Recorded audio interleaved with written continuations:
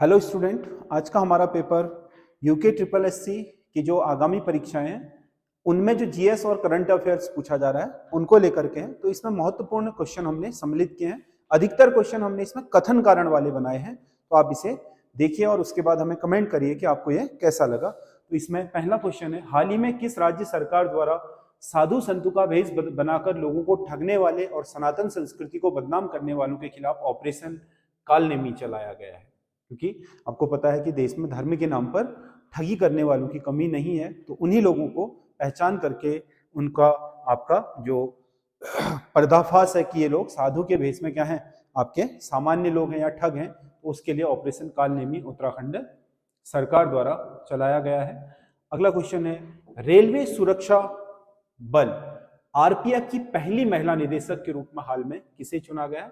RPF railway सुरक्षा जो बल है उसकी पहली महिला महानिदेशक, आज तक पुरुष ही हुआ करते थे, पहली बार आपका इनमें सोनाली मिश्रा को इसका पहला महिला निदेशक चुना गया है। अगला क्वेश्चन है, निम्नलिखित कथनों पर विचार कीजिए और कूट का सही उत्तर का चयन कीजिए। पहला है, मई 2025 में प्राक्कलन समिति के अध्यक्ष के रूप में बृजमोहन अग्रवाल को नियुक्त किया गया है। नहीं, ये गलत है, बृजमोहन अग्रवाल नहीं है, संजय जायसवाल है, संजय जायसवाल। तो ये गलत हो गया है पहला स्टेटमेंट। दूसरा, भारत के 22वें विधि आयोग के अध्यक्ष के रूप में हाल ही में न्यायमूर्ति दिनेश माहेश्वरी की नियुक्ति की गई है। दिनेश माहेश्वरी 22वें नहीं बल्कि देश के 23वें आपके विधि आयोग के अध्यक्ष बने हैं, तो ये भी आपका गलत हो गया है। राष्ट्रीय मानवाधिकार आयोग के नए अध्यक्ष वी सुब्रमण्यम बने हुए हैं, तो ये इसका सही है। तो इसमें केवल 3 सही है और बाकी पहले 2 गलत है, इसका डी सही आंसर होगा। अगला क्वेश्चन है, सूची 1 को सूची 2 के साथ सुमेलित करें। तो इसमें सूची 1 में कुछ आपके आयोग दिए हैं और उनके वर्तमान अध्यक्षों का नाम दिया है। तो इसमें राष्ट्रीय अनुसूचित जनजाति आयोग, इसमें आपके ये हैं अतर सिंह आर्या। राष्ट्रीय अनुसूचित जाति आयोग, ये हैं आपके किशोर मकवाना। राष्ट्रीय महिला आयोग, इसके हैं आपके विजय किशोर राहटकर। और राष्ट्रीय पिछड़ा वर्ग आयोग हंसराज गंगाराम अहीर। तो इसमें सही आंसर होगा 3142, 3142, सी इसका सही आंसर है। अगला क्वेश्चन है, भारतीय अर्थव्यवस्था के संदर्भ में मांग प्रेरित मुद्रास्फीति निम्नलिखित में से किस कारण बढ़ती है? मुद्रास्फीति बढ़ने के कारण बनाना है। तो जब भी सरकार विस्तारवादी नीतियां अपनाती है तो उसमें इंफ्रास्ट्रक्चर बढ़ता है, मजदूरी बढ़ती है और आपके मार्केट में ज्यादा पैसा आता है लोगों की जेब में, तो मुद्रास्फीति बढ़ जाती है, मांग बढ़ जाती है। राजकोषीय प्रोत्साहन, जब भी सरकार राजकोषीय प्रोत्साहन नीति के तहत पैकेज देती है तो उससे भी मार्केट में पैसे का फ्लो बढ़ता है, उससे भी मांग जनित मुद्रास्फीति बढ़ती है। मजदूरी का मुद्रास्फीति सूचीकरण, मजदूरी का मुद्रास्फीति सूचीकरण तो फिक्स उसी हिसाब से होता है, जितनी महंगाई बढ़ी है तो वो मांग पैदा नहीं करेगी। उच्च क्रय शक्ति, जब भी लोगों के पास पैसा ज्यादा आता है तो उनकी क्रय शक्ति बढ़ती है, तो वस्तुओं की डिमांड बढ़ जाती है, तो उसके कारण भी होता है। ब्याज दरें, बढ़ती ब्याज दरें मुद्रास्फीति को बढ़ाती नहीं है, घटाती है, घटाने का तरीका है। तो इसमें से 1 सही है, 2 सही है और 4 सही है, तो इसमें से केवल बी सही होगा, 1, 2, 4। अगला क्वेश्चन है, ऑटोमन वास्तुकला के संदर्भ में निम्नलिखित कथनों पर विचार कीजिए और सत्य कथन का चयन कीजिए। ऑटोमन मतलब तुर्की जो साम्राज्य था भारत में, उनकी क्या विशेषता थी? तुर्कों ने इमारतों की सजावट में मानव और पशु आकृतियों का प्रयोग किया। गलत है, तुर्क क्योंकि शुद्ध इस्लामिक आपके संस्कृति पर स्थापत्य बनाते थे, तो उसमें जीवित प्राणियों का आपका अलंकरण करना या चित्र बनाना वर्जित था, तो इसीलिए वो इसको नहीं करते थे। वे सजावट के लिए कुरान की आयत वाले फ्रेम का उपयोग, कुरान की आयतें सबसे ज्यादा प्रयोग होती थी तुर्की स्थापत्य में। उन्होंने अपनी वास्तुकला में कई हिंदू रूपांकनों जैसे कमल, स्वास्तिक आदि को भी सम्मिलित किया। ये भी सही है, क्योंकि बाद में जब उन्होंने भारत में आकर के भारतीय शैली से ये चीजें उठाई, तो जो इस्लामिक स्थापत्य था तुर्की शासकों का, मतलब दिल्ली सल्तनत का, जब उसमें भारतीय चीजें भी मिल गई तो उसे अरबस्क कहा गया। भारतीय और तुर्की स्थापत्य के मिश्रित जो सजावट की शैली थी मकानों को या स्थापत्य को सजाने की, तो वो आपका अरबस्क कहलाई। तो इसमें 2 और 3 सही हैं, केवल 2 और 3 सही है, पहला इसमें सही नहीं है क्योंकि इसमें जीवित चीजों के चित्र बनाना वर्जित था। निम्नलिखित में से सही कथन का चयन कीजिए। सारनाथ की मूर्तियां गुप्तकालीन कला का सर्वोत्तर उदाहरण है। सारनाथ में जो मूर्तियां हैं उत्तर प्रदेश के, उसमें जो मूर्ति कला है उन्हें हम गुप्त काल की सर्वश्रेष्ठ मूर्ति कला बोलते हैं, ये बिल्कुल सही है। कुषाण काल की मूर्तियों में शरीर की सुंदरता के विपरीत गुप्त काल की मूर्तियों में नग्नता नहीं है। जो आपके कुषाण कालीन मूर्तियां हैं मथुरा शैली में खासकर, उन मूर्तियों को नग्न ज्यादा रखा गया है, सुंदरता पर कम, मतलब शारीरिक सुंदरता पर ज्यादा ध्यान दिया गया है, उसके कपड़े वगैरह इसीलिए ढके नहीं गए हैं। तो इसका मतलब ये भी सही है। गुप्त काल की मूर्तियां, मूर्तिकला विशेषकर मथुरा शैली में निर्मित है। गुप्त काल में जो आपके अधिकतर मूर्तियां बनी हैं वो आपके मथुरा शैली, जो भारतीय मूर्तिकला की विशुद्ध शैली है। 2 मूर्तिकला शैलियां, मथुरा शैली और गांधार शैली। गांधार जो यूनान से होते हुए भारत आई थी वो विदेशी शैली है, मथुरा विशुद्ध भारतीय। गुप्त काल की अधिकतर मूर्तियां इसी में बनी है, तो तीनों सही है। अगला गोपुरम का संबंध है। गोपुरम, गोपुरम द्रविड़ स्थापत्य कला में जो दक्षिण भारत के मंदिर हैं उनमें मंदिर का जो मुख्य द्वार है जो बहुत ही आपका विशाल और सुंदर बनाया जाता था, उस मुख्य द्वार या गेट को ही गोपुरम कहा जाता है। द्रविड़ शैली के मंदिरों का विशाल अलंकृत सिंह द्वार क्या कहलाता है? गोपुरम। अगला क्वेश्चन है, मुगल कला में पिट्रादुरा संबंध किससे था? पित्रेदोरा आपके इटली में एक सजावट की पद्धति थी जिसमें आपके संगमरमर, सफेद संगमरमर पर विभिन्न आपके रत्नों से जड़ करके आपके डिजाइन बनाए जाते थे। जैसे ताजमहल में हुआ है, ताजमहल में अगर आप देखोगे तो आपको लगेगा कि ये लिखाई है, वो लिखा नहीं है किसी चीज से, पेंटिंग नहीं है, बल्कि वो क्या है, आपके संगमरमर को खुरेज करके उस पर रत्न जड़ करके वो सारी चीजें, चित्रकला जो भी बनाई गई है उन पत्थरों पर, वो सब आपके पित्रेदोरा है। पित्रेदोरा वैसे तो आपके क्या जो राजस्थान है उसमें पहले ही आ चुकी थी, लेकिन भारत में पित्रेदोरा का सही प्रयोग सबसे पहले हुआ था एतमाद उद्दौला का मकबरे में, जो जहांगीर का ससुर था, नूरजहां का पिता, उसका जो मकबरा है उसमें पित्रेदोरा सबसे पहले आपका अलंकरण में ये आपके संगमरमर के साथ प्रयोग हुआ। ताजमहल में इसका बहुत आयत से उपयोग किया गया है। तो ये संगमरमर पर अलंकरण और सजावट की विधि को पित्रेदोरा कहा जाता था। अगला क्वेश्चन है, स्वदेश दर्शन योजना के संबंध में सही कथन कौन सा है? स्वदेश दर्शन योजना यह पर्यटन मंत्रालय द्वारा शुरू की गई केंद्रीय क्षेत्र की योजना है। स्वदेश दर्शन केंद्रीय, स्वदेश दर्शन 1, 2 आपकी चल रही हैं। आर्थिक विकास और रोजगार सृजन के रूप में पर्यटन को बढ़ावा देना इस योजना का मुख्य उद्देश्य, ये भी सही है। इस योजना को भारत सरकार के पर्यटन मंत्रालय द्वारा 15-16 में शुरू किया गया था।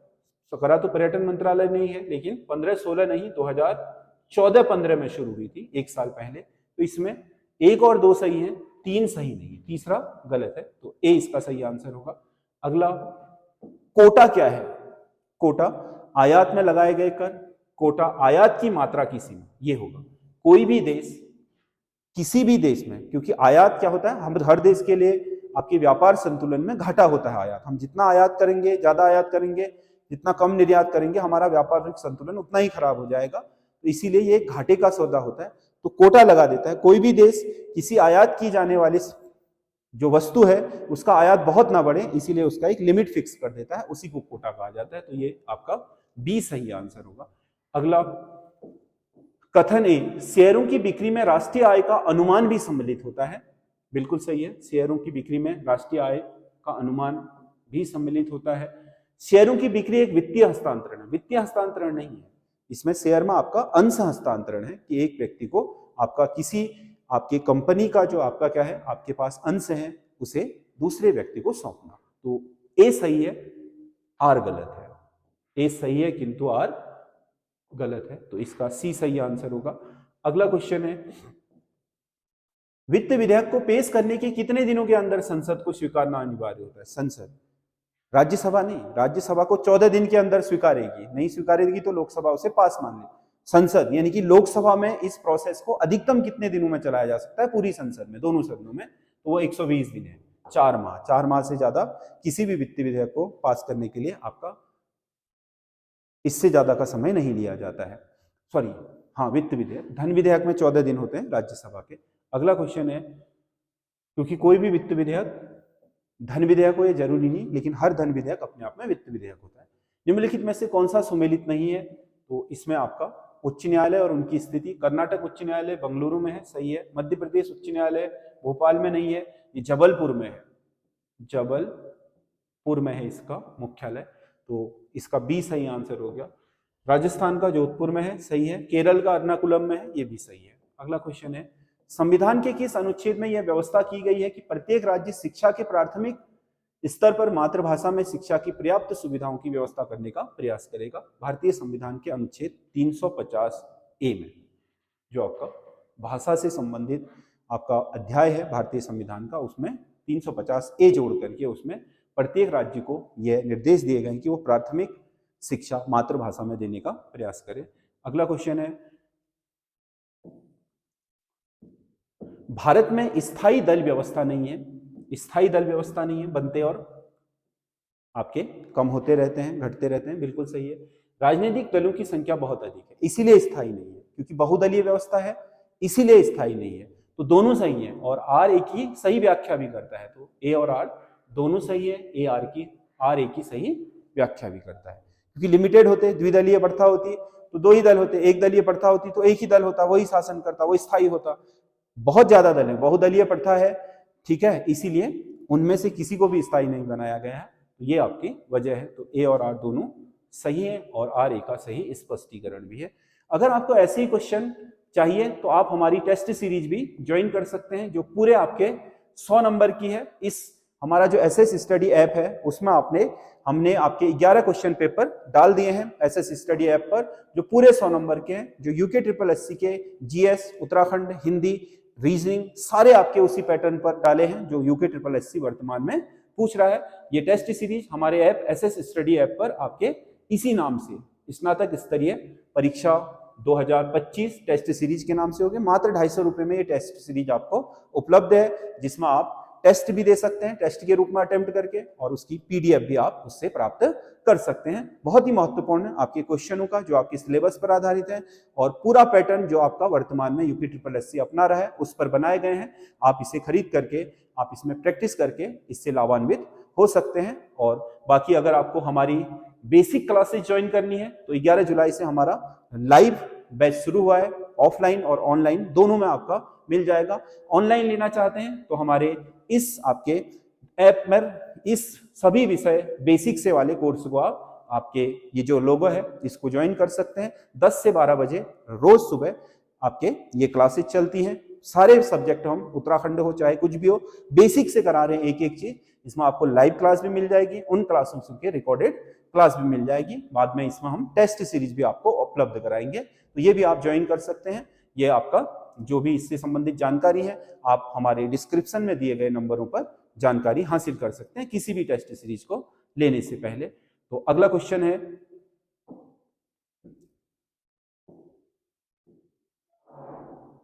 17वां क्वेश्चन, भारत के संविधान में एक संघीय प्रणाली का प्रावधान है। बिल्कुल, भारत एक संघीय प्रणाली है, इसका प्रावधान किया गया है।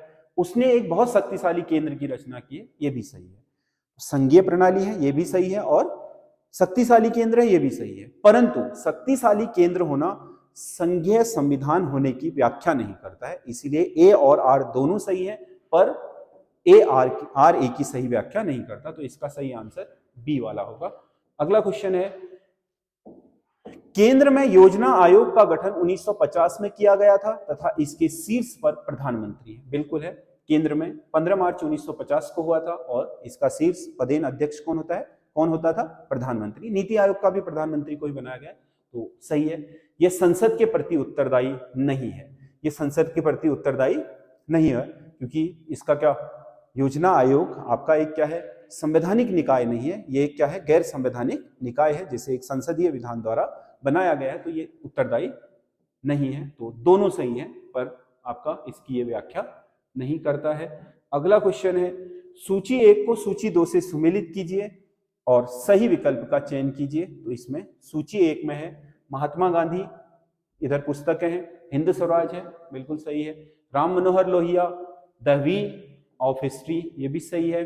Doctor Rajendra Prasad, India divided, ये भी ठीक है। Abul Kalam Azad, India wins freedom, ये ठीक है। ए का 3, बी का 4, सी का 1, डी का 2, 3 4 1 2, 3 4 1 2 सही आंसर है। 3 4 1 2 सही आंसर है। अगला क्वेश्चन है, भारत में अक्षांशीय विस्तार एवं देशांतरीय विस्तार लगभग समान है। मतलब क्या कह रहा है, ये अक्षांशीय विस्तार है, ये भारत शुरू होता है लगभग 6 डिग्री से और जाता है कहां तक, 37 डिग्री तक, तो बीच का विस्तार 31 डिग्री है। और अक्षांशीय विस्तार हमारा, सॉरी ये अक्षांशीय विस्तार है, देशांतरीय विस्तार हमारा लगभग आपके 68 डिग्री से शुरू होता है और 97 डिग्री तक जाता है, ये भी लगभग 30 डिग्री के करीब है। तो दोनों विस्तार बराबर हैं, 30-30 डिग्री के, 30 डिग्री इधर भी और 30 डिग्री ऐसे भी। उसके बावजूद भी कह रहा है कि फिर भी पूर्व पश्चिम में भारत की किलोमीटर लंबाई उत्तर दक्षिण से अधिक है। ये लंबाई इससे ज्यादा है कह रहा है, ये वाली इससे ज्यादा है। तो इसका कारण क्या है ये बताना है। तो ये तो बिल्कुल सही है, समान है। और भूमध्य रेखा पर ही देशांतर रेखाओं के बीच की दूरी सर्वाधिक है और क्रमशः कम होती हुई ध्रुवों में शून्य हो जाती है। तो होता क्या है कि भूमध्य रेखा पर तो ये जो आपकी अक्षांशीय देशांतर रेखाएं हैं, ये क्या है, ज्यादा चौड़ी होती हैं, फैली, ऊपर की जाने में सक्रिय हो जाती है। तो हम यहां पर हैं तो हमारे यहाँ इनका विस्तार कम हो जाता है। जबकि क्या है, आपका जो अक्षांशीय विस्तार है वो क्या होगा, हर जगह बराबर होगा। दो अक्षांशीय रेखाओं के बीच की दूरी आपका 111.6 किलोमीटर होगी हर जगह पर। तो ये इसका सही आपका क्या है, कारण है। तो ए और आर दोनों सही है और आर ए का सही व्याख्या भी करता है। तो इसका ए सही आंसर होगा। तो ये 20 क्वेश्चन है, आपको कैसे लगे आप हमें कमेंट करके जरूर बताइएगा। धन्यवाद।